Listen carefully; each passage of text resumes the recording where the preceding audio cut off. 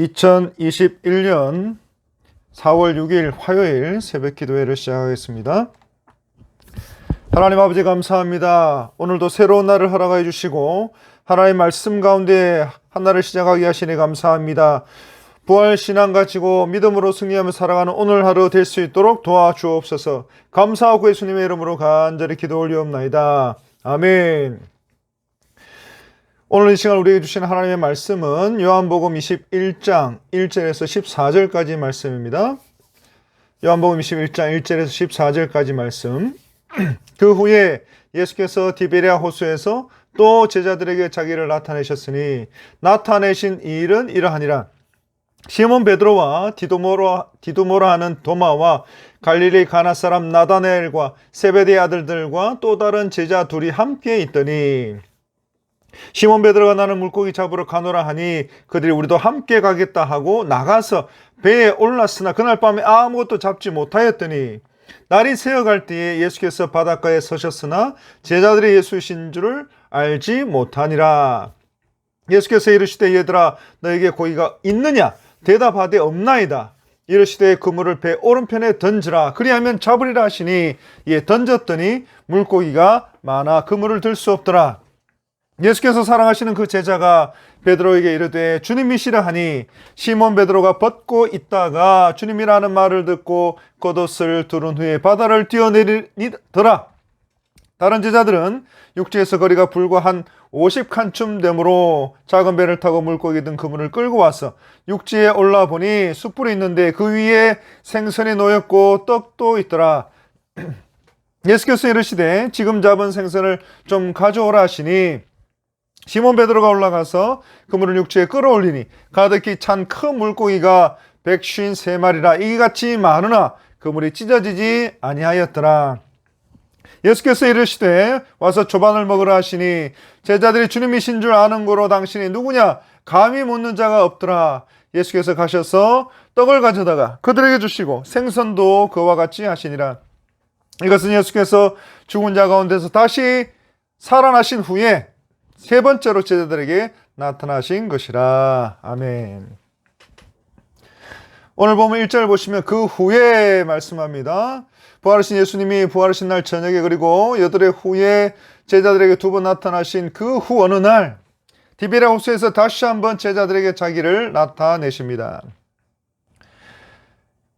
제자들은 예수님과 두 번째 만날 때까지 계속 예루살렘에 머물러 있었습니다. 그랬던 제자들이 지금은 갈릴리에 내려와 있습니다.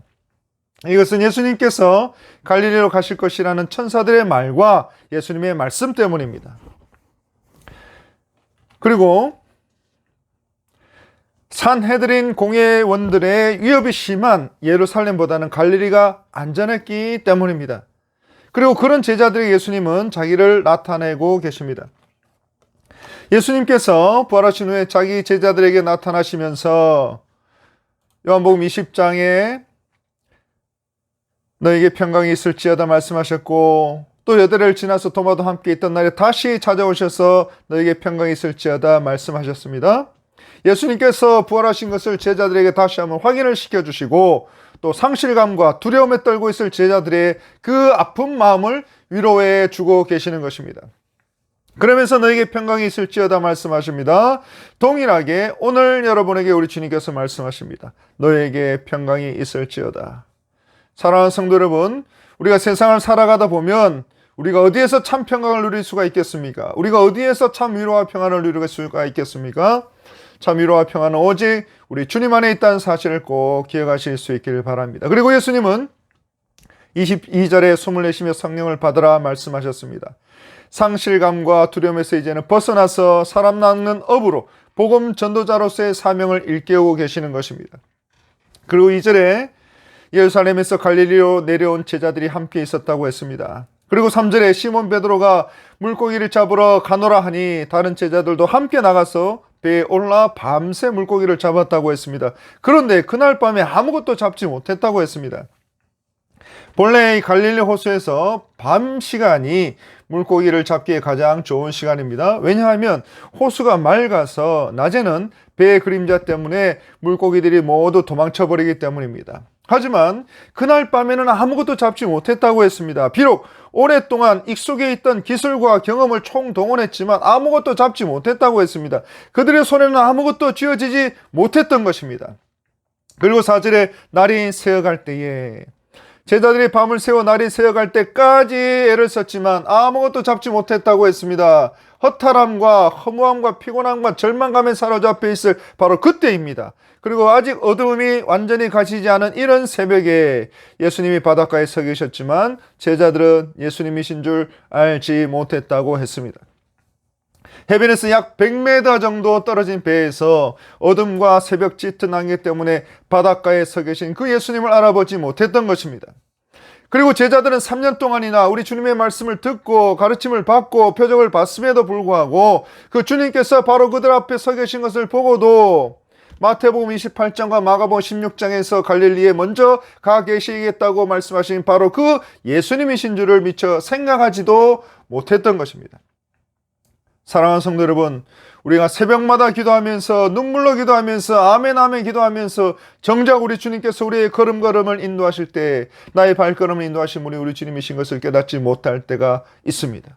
나의 기도를 우리 주님께서 들어주신 것을 깨닫지 못할 때가 있습니다. 그래서 내가 무엇인가 이런 줄로 생각하고 교만할 때가 있습니다. 나의 기도를 들어주신 하나님께 감사하지 못하고 오히려 자신의 기도의 능력을 뽐내는 사람들이 있습니다. 사랑하는 성도 여러분, 우리 주님의 말씀은 반드시 이루어진다는 것을 꼭 기억하실 수 있길 바랍니다. 그래서 그 말씀 붙잡고 그 언약의 말씀 붙들고 기도하시는 여러분들이 되시길 바랍니다. 그리고 5절에 예수께서 이르시되 얘들아 너에게 고기가 있느냐 말씀합니다. 근데 얘들아 이 말은 마치 부모가 자식을 부르는 것 같은 느낌이 들지만 사실 성인들에 대한 호칭으로 쓰이고 있는 것을 보게 됩니다. 그래서 여보게들, 이 사람들아 라고 사용하고 번역하기도 하는 그런 표현입니다. 그런 가운데 고기가 있느냐 이란 말은 고기가 지금 없지 않느냐, 그렇지 라고 하시는 말씀입니다. 이는 고기잡이만큼은 그 누구에게도 뒤지지 않는 실력자들이었던 제자들에게 너희들이 밤을 새워서 수고하고 애쓴 결과가 지금 무엇인지 묻고 계시는 것입니다. 그래서 나는 포도나무여 너희는 가지라. 나를 떠나서는 너희가 아무것도 할 수 없음이라. 제자들이 주님을 떠나서는 아무것도 할 수 없다는 그 사실을 깨닫게 해주고 계시는 것입니다. 그리고 가라사대 그물을 배 오른편에 던지라 했습니다. 여기에서 오른쪽이란 행운의 자리가 아닙니다. 예수님께서 제자들이 미처 보지 못한 물고기 떼가 있는 것을 발견하신 것도 아닙니다. 너희들이 밤새 수고해서 아무 소득이 없었지만 다시 한번 믿음을 가지고 그물을 던지라는 말씀입니다. 그러자 기적이 일어납니다. 6절 고기가 많아 그물을 들 수 없었다고 했습니다. 그리고 제자들은 그제서야 예수님이신 것을 깨닫게 됩니다. 그리고 7절 예수께서 사랑하시는 그 제자가 베드로에게 이르되 주님이시라 하니 시몬 베드로가 벗고 있다가 주님이라 하는 말을 듣고 겉옷을 두른 후에 바다로 뛰어내렸다 했습니다. 제자들은 우연이라고는 상상할 수도 없는 명백한 이적을 체감하게 됩니다. 그리고 그들 중에서도 예수께서 사랑하시는 그 제자 요한이 이 사실을 제일 먼저 발견하게 됩니다. 그리고 베드로는 벗고 있다가 바다로 뛰어내렸다고 했습니다. 물에 뛰어들기 위해서는 입었던 옷도 벗어야 되는데 베드로가 도리어 겉옷을 입은 것은 주님을 대할 때 최대한 예의로 대하려는 노력으로 볼 수가 있는 것입니다. 이처럼 요한 사도의 주님이시라 하시는 그 말에 베드로는 많은 물고기가 들어있는 그물도 배도 다 내려놓고 가장 먼저 우리 주님을 만나기 위해서 바다에 뛰어든 것입니다. 그리고 8절 그 거리가 불과 한 50칸쯤 된다고 했습니다. 그리고 이 말은 원문에 약 200규빗이라고 되어 있습니다. 여러분이 잘 아시는 것처럼 규빗이란 남자의 손가락 끝에서 팔꿈치의 길이를 말하는데 45cm에서 50cm 정도를 뜻하기도 합니다. 그래서 200규빗이라는 말은 약 100m 정도 되는 거리입니다. 그래서 멀다면 멀고 가깝다면 가까운 거리이긴 하지만 갈릴리 호수는 해안선에서 조금만 떨어져도 그 수심이 급격하게 깊어지기 때문에 배를 타지 않는 한 헤엄을 쳐서 해변에까지 갈 수밖에 없었던 것입니다. 그런데 성격이 급한 베드로는 또 예수님을 빨리 가장 먼저 뵙고 싶었던 베드로는 만선한 배를 놓을지어서 천천히 해변에 이르기보다는 예수님이라는 말을 듣자마자 그렇게 급한 순간에 예수님을 경외하는 마음으로 겉옷까지 챙겨 입고 바다로 뛰어내린 것입니다. 그리고 8절 하반절에 작은 배를 타고 물고기 든 그물을 끌고 와서라고 했습니다. 나머지 제자들은 자신들이 타고 있던 바로 그 배를 타고 그물을 끌고 왔다고 했습니다. 그리고 9절 베드로와 제자들은 숯불을 앞에 두고 예수님과 둘러앉습니다. 육지에 올라오 보니 숯불이 있는데 그 위에 생선이 놓이고 떡도 있더라 했습니다.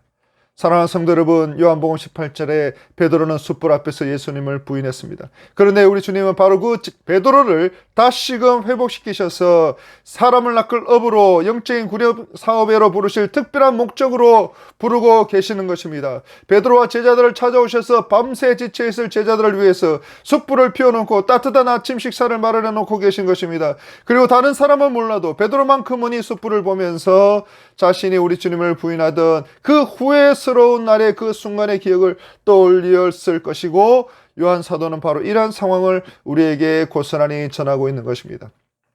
사랑하는 성도 여러분, 우리 주님은 끝까지 우리를 포기하지 않으시는 분이십니다. 우리 주님은 끝까지 우리의 사명을 감당하기를 원하시는 분이십니다. 우리 주님은 끝까지 우리를 도우시고 함께 하시고 영생 복락을 주시는 그런 분이십니다.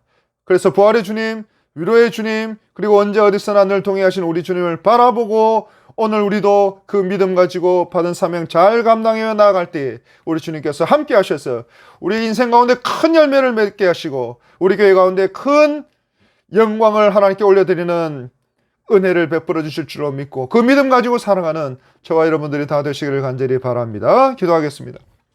주님, 부활하셔서 제자들을 찾아오시고 끝까지 함께 하시고 끝까지 포기하지 않으시고 끝까지 사명을 감당할 수 있도록 도와주시고 함께 하시는 우리 주님, 그 위로와 평강의 하나님, 능력의 하나님, 놀라우신 기적의 하나님, 표적의 하나님, 은혜의 하나님, 오늘 우리와 함께 하시고 우리 모든 남은 인생 가운데서도 오직 우리 주님만 붙잡고 살아갈 수 있게 하여 주옵소서. 이 모든 말씀 예수님의 이름으로 간절히 기도 올리옵나이다. 아멘.